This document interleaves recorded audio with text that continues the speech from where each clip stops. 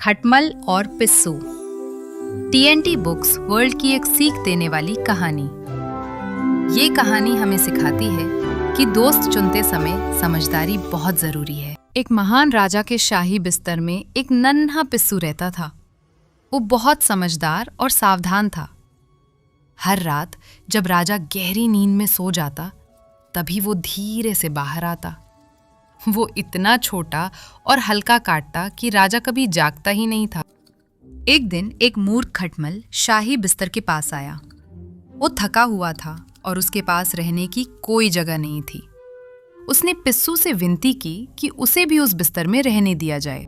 दयालु पिस्सू मान गया, लेकिन उसने खटमल को चेतावनी दी, राजा के गहरी नींद में सो जाने तक इंतजार करना।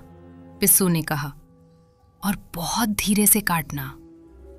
खटमल ने उसकी बात मानने का वादा किया, लेकिन खटमल लालची और उतावला था। जैसे ही राजा बिस्तर पर लेटा, खटमल खुद को रोक नहीं पाया। उसने राजा की पीठ पर जोर से काट लिया। राजा दर्द से चिल्लाकर उठ बैठा। वो बहुत हैरान और गुस्से में था। तुरंत बिस्तर की तलाशी लो, राजा ने आदेश दिया। नौकर मोमबत्तियां लेकर दौड़े और बिस्तर में ढूंढने लगे। मूर्ख खटमल बहुत तेज था। वो झट से एक दरार में घुसकर भाग गया, लेकिन बेचारा पिस्सू धीमा और भोला था। नौकरों ने उसे पकड़ लिया और एक छोटे मिट्टी के घड़े में डाल दिया। पिस्सू को महल से दूर ले जाकर माली के शेड में छोड़ दिया गया।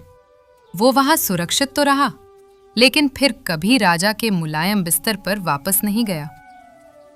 कहानी की सीख: मूर्ख दोस्त चतुर दुश्मन से भी ज्यादा नुकसान पहुंचा सकता है। देखने के लिए धन्यवाद। उम्मीद है आपको ये कहानी पसंद आई होगी।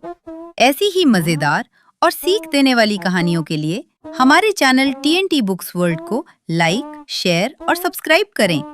फिर मिलेंगे अगली कहानी में।